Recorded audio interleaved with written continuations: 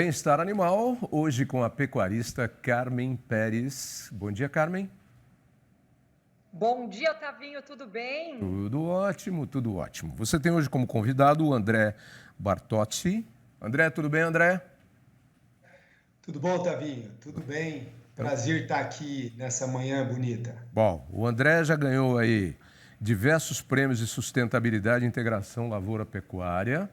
Então ele vai contar para a gente esse case de sucesso dele aí, para que muitas pessoas que ainda não adotaram esse modelo, né, Carmen, saibam como esse modelo é bom e que quem adota não volta atrás nunca mais. É com você, Carmen.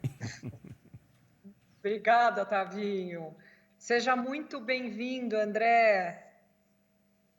Muito obrigado, Carmen. É um prazer falar com você também, mais uma vez, desse tema tão importante, né? Acho que falar de bem-estar animal, acabei de escutar o Tavinho falando da nova sigla, né? Que é, como é que é mesmo? É ESG.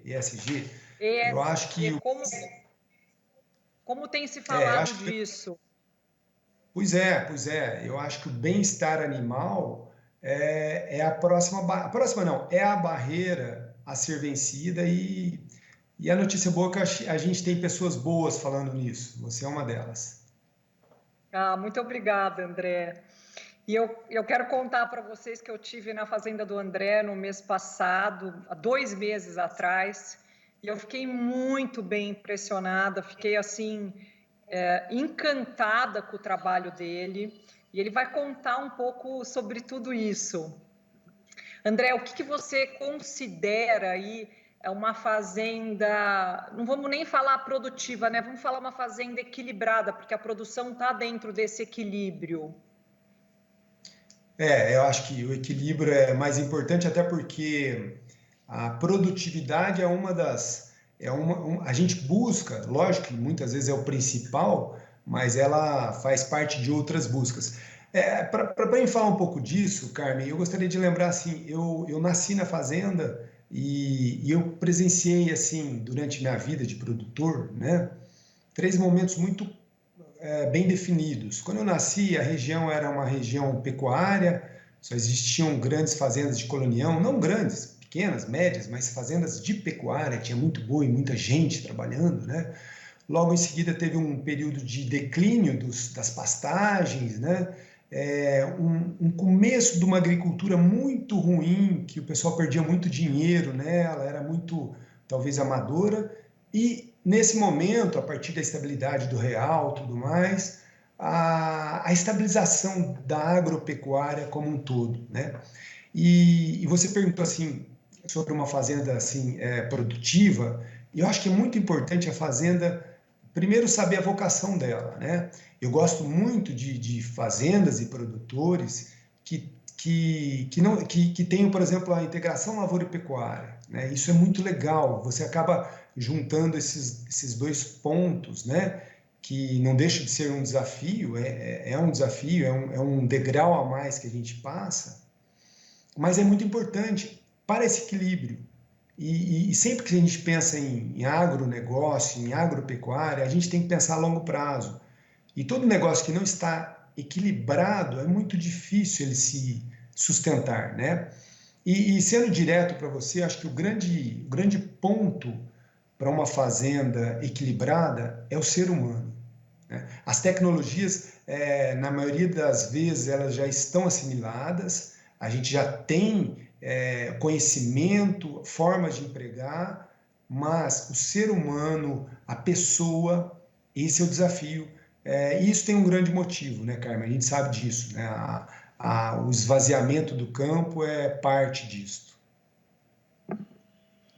Com certeza, André. Eu achei interessante você falar da vocação da fazenda, que eu acho que isso é muito importante ser considerado. E um outro tema que você fala bastante e que eu acho muito interessante é o êxodo rural. Conta um verdade. Pouco, assim, gente.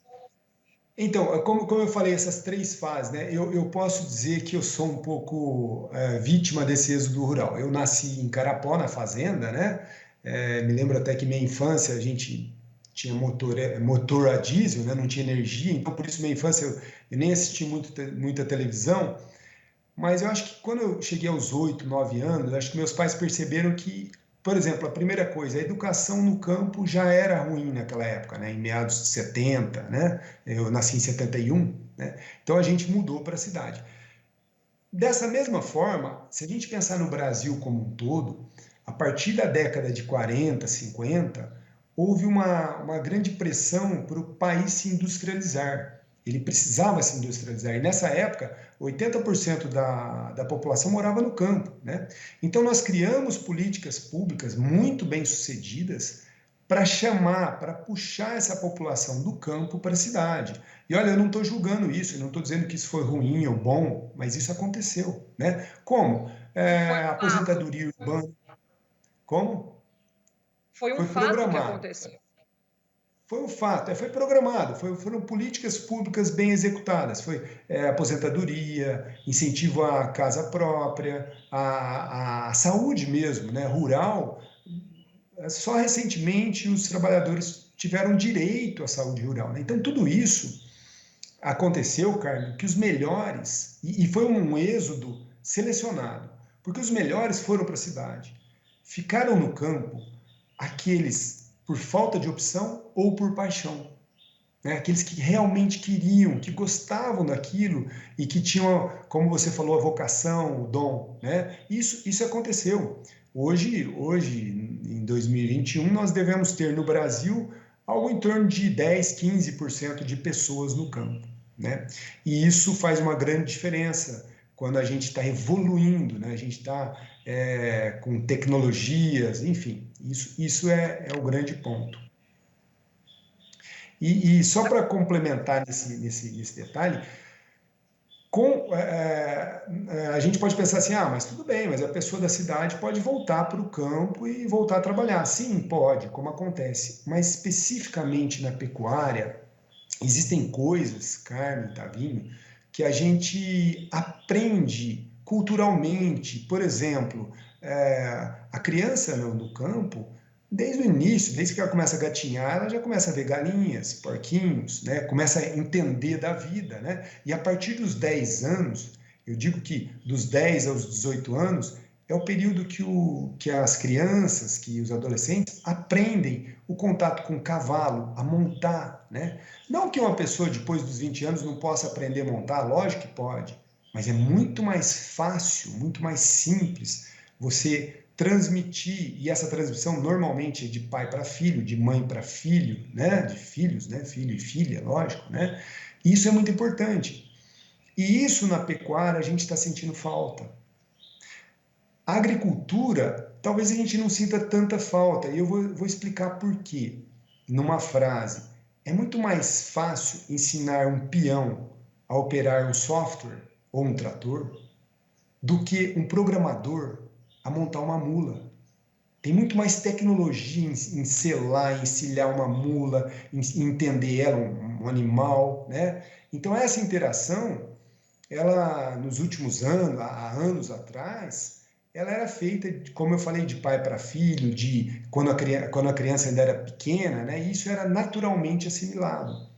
Hoje em dia a gente na pecuária, especialmente nós da pecuária, sentimos falta disso, né? E isso é um desafio que teremos, que tem a ver também com esse equilíbrio. Se a gente quer, e nós vamos com certeza ser os grandes pilares da alimentação do mundo, a gente precisa encarar esse ponto, né? Que tem tudo a ver com bem-estar animal e bem-estar da fazenda como um todo, né? Que eu não acredito em bem-estar animal, Carmen, não sei se você partilha disso, mas só animal. O bem-estar, ele é geral, né? Ele é amplo, e até eu vou exagerar um pouco, mas não estou exagerando, eu penso assim também, ele passa até por respeito aos animais silvestres, à fauna, né? É importante, né, a gente pensar nisso como um todo, né? Esse é o grande desafio.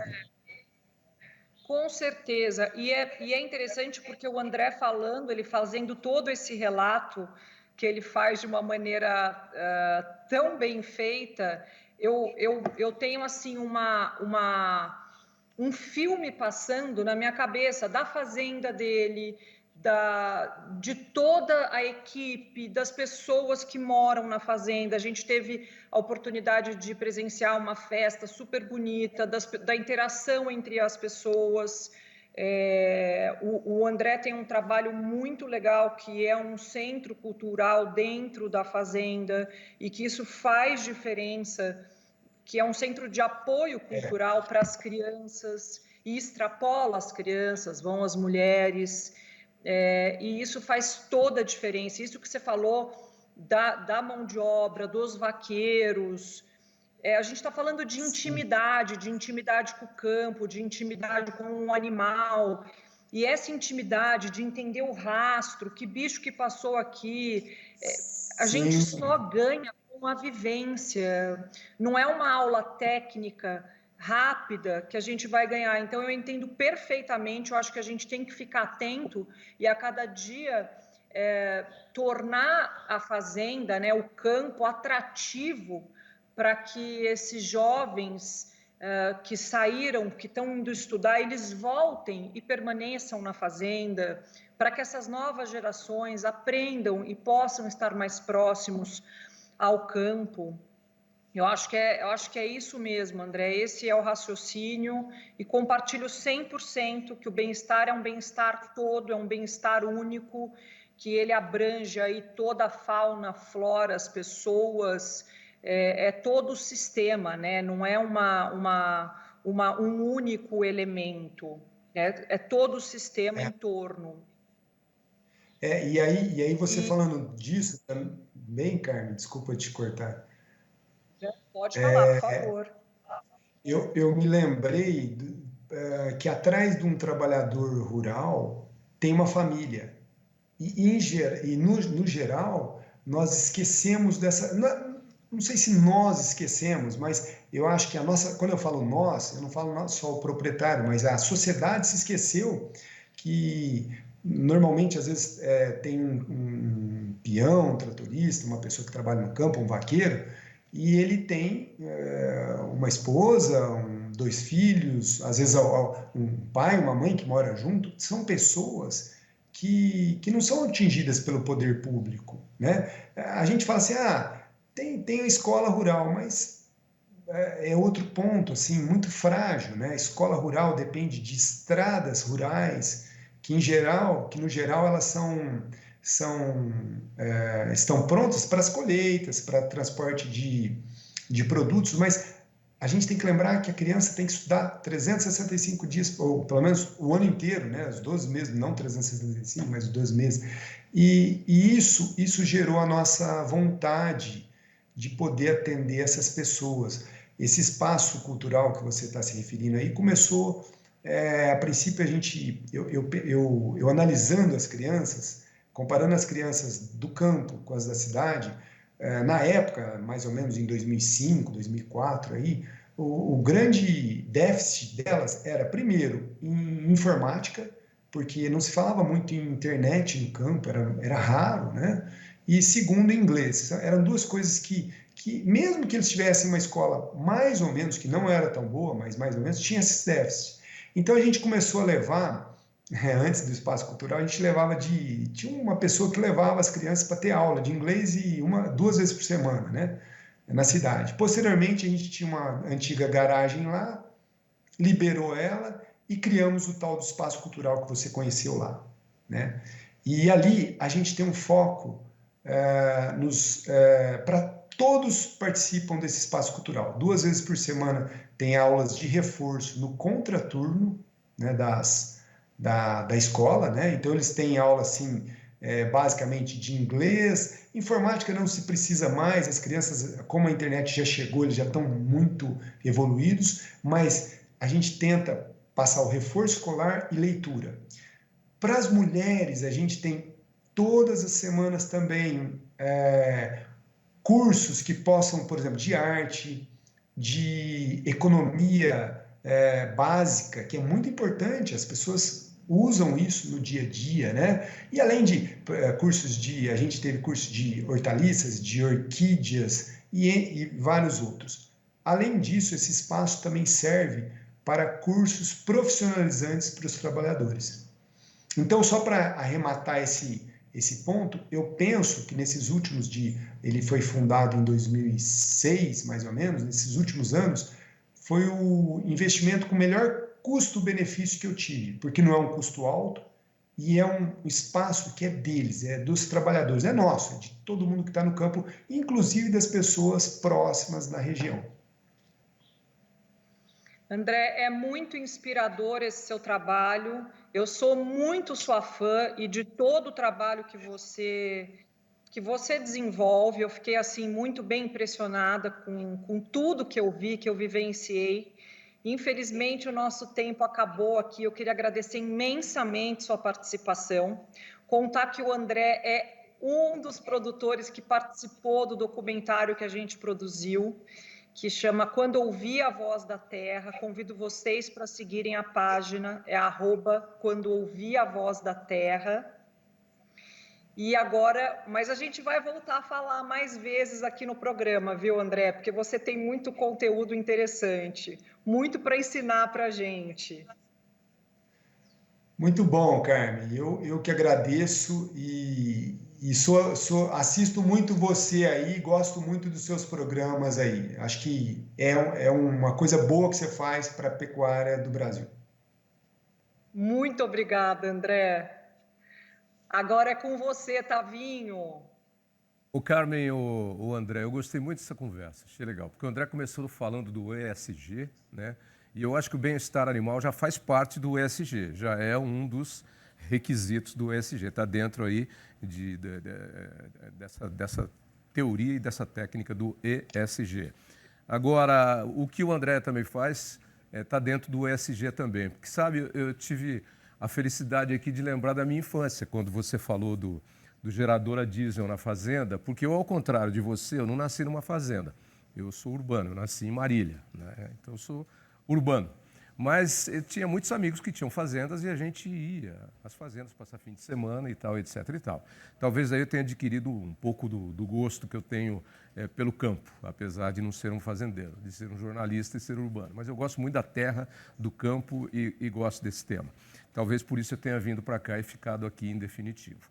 Agora, você me fez lembrar uma história, porque eu morava em Marília, mas a gente sempre passava parte das férias escolares, quando eu era criança, né? Você é um pouco mais jovem que eu, Carmen também, mas eu me lembro que eu passava parte das férias escolares na fazenda do tio João. O tio João tinha uma fazenda muito legal ali em Louisiana, ao lado de Penápolis, e ele era tio da minha... Você conhece? E ele era tio da região. Então, a região. E ele era tio da minha mãe. E parte das férias a gente ia para lá. E era muito legal, porque tinha exatamente esse envolvimento que você falou. Eu nunca esqueço, tinha uma gralha lá que ela gritava, parecia uma bigorna o dia inteiro. Eu nunca vou esquecer disso. Todo mundo se juntava para ralar o milho verde, para fazer curau, fazer pamonha, enrolar, amarrar, né? O Tonho, que era o filho do tio João, sempre me levava para montar a cavalo, para ir ajudar a dar comida para os porcos, né? E aí, exatamente isso. Ou então tocar o gado, né, para recolher o gado, eu sempre ia junto, né? Então isso é muito legal. E tinha o tal do gerador, porque não tinha energia elétrica, então às 7 horas da noite, ou 6h30, ligava o gerador a diesel, aquele barulhão. Aí acendia a luz em toda a fazenda, né? Aí tinha luz até às 10 horas da noite, porque não podia gastar muito combustível. Isso. 10 da noite desligava o gerador. Aí era o breu total, lampião aceso para tudo quanto é lado, mas mais do que isso, a gente ia dormir, porque não tinha televisão, não tinha nada. Então eu acho isso que é legal. Isso é muito legal e é o que você faz, né? Você vê, eu voltei aqui quando eu tinha 10 anos de idade, 8 anos de idade, né? Faz tempo já. Parabéns, hein, André? Legal, muito legal. Muito legal. Obrigado, Tavinho. Mas é exatamente isso. Você também me fez relembrar a minha infância. Era isso mesmo, barulhão do motor. Não assisti. A partir das 7 era era programação imprópria para criança. Então a gente já não assistia televisão, assistia muito pouco. Tocava aquela musiquinha do Cobertores Paraíba, né, André? Tá na hora de É dormir. verdade.